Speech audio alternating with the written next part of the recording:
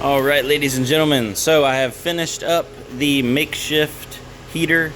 We have 5 RX 6600s in here, a 9900K, and I went ahead and put a decent, well, I say decent, it was like one of the cheapest tower coolers. It's like an ID cooling cooler on there, and we're gonna be mining some Raptorium on that CPU. So I'm gonna see what the total power draw is on this, and I checked, I have I think it was a 900 watt, was it a Seasonic? I'm not sure, but anyway, I should have enough power on the actual power supply to run all these, because these are super low power cards. But I'd still like to see the total power draw. So we have her plugged into here, plugged into the kilowatt meter. So while it's turned off, it's pulling 2-3 watts. I'm gonna power her on, let her get warmed up and mining, and see what the total draw is. In theory, those cards are pulling about 55 to 60 watts from the wall. So we have 5 of them. That should be about 300 watts. And then a 9900K on Raptorium supposedly bounces around 100 watts. So if that's the case, we should be right around 400 watts from the wall, depending on what the motherboard and I guess the RAM needs. I don't really have anything else. Oh, and we got fans. It does have a lot of fans. So it's exhausting off the top, it's intaking through the front, and exhausting off the back. So I'm hoping this will definitely help keep my attached garage a little bit warmer coming up for the winter time. So yeah. All right, guys. So I got all the cards running 29.2. This one's 29.1. They're doing 45, 44 watts. The overclocks, for anybody that is wondering, right here.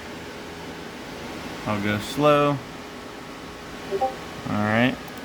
And the CPU, the hash rate on this Raptorium bounces up and down. So I don't know if that makes the wattage bounce up and down or not, but this thing sometimes is all the way up to a couple thousand kilohash, and sometimes it's like 400 or 500. I'm not sure about that. I'm gonna look more into it, but let's see how many watts it's pulling.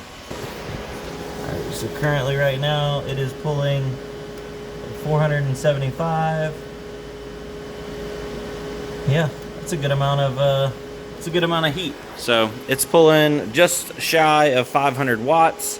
And if we break that down into a rough BTU calculations, that's it's like 3.41 times the watts, so about 1500 BTUs of heat, which is not a lot, but for supplemental heat and just to put into my garage, my attached garage, not this one. This one's got plenty of heat in here. It'll help out in the wintertime, definitely. So let's go move it over into the attached garage and show you its final resting home, at least for the winter. All right, there she is. So this is my attached garage. If you remember, this is where I used to do a lot of videos and stuff when I first moved in. I actually still have a bunch of boxes that I need to carry over. I kind of forgot about those. But we're planning on, me and my wife are, turning this into like another usable space, because it's not quite wide enough to put our car in and out of if we use it for any kind of storage.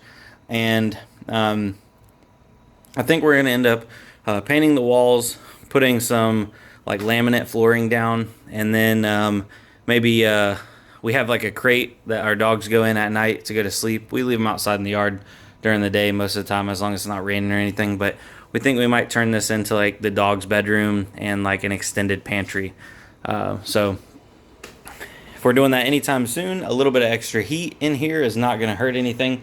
It's actually going to be good for them. So a little 500 watts of heat, or 1500 BTUs, give or take, for this area should be nice. Should help keep it a little bit more climate controlled. But I still have some work in cleaning up in here, and I may do an update and see how it fares in the middle of winter. I do know that this garage door has no insulation in it, whereas all the rest of the walls do. So I've seen where people will take that double bubble barrier stuff and put that in here, or get the fiber board, or sorry, foam board, and put that in there in those slots. They actually make kits for these, so I may do that. That way it actually helps hold some of the heat. But for right now, there she is. She's up and running, a good 475, right under 500 watts, pumping some heat, making some mega hashes. And now the electric on the house is separate from the garage. So the wife was like, is this going to make our bill go skyrocket again? And I'm like, realistically, 500 watts at 10 cents per, kilowatt hour. You're looking at what, 12 kilowatt hours a day max. So $1.20 a day at 10 cents. So 30 bucks, 30 to $35 a month if this thing runs full tilt. And at 150 mega hash, let me pull that up real quick.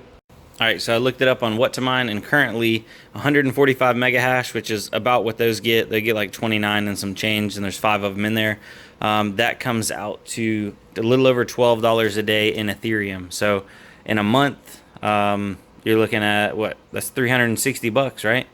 And if it's burning $30 in electric, we're give or take $330, $320 in profit. So not bad at all. And I'm not even including the profitability of the Raptorium mining. Not yet, not until I get more comfortable with it. I haven't even done a video on it yet because I'm still so new to it. I want to wrap my head around it before I go further, but it looks like it definitely mines better on the AMD CPUs than it does the Intel CPUs. But for this sake, I'm just using it for heat. So there she is, ladies and gentlemen, the money printer heater. So thanks for watching. I have some other stuff coming up, especially I'm building some more, like a more stealthy kind of rig to go in the house in the corners. It's not going to have any RGB. It's not going to have any windows, just a black box essentially with fans. So that'll be coming here soon. So check it out. Other than that, I'm not sure. I'm not sure what else we had. There was something I was going to tell y'all about, but I don't remember. Oh, I think it was about my brother. Never mind. I'm going to save that for another video. Anyway, guys, peace out. We'll see you on the next one. Adios. Bye.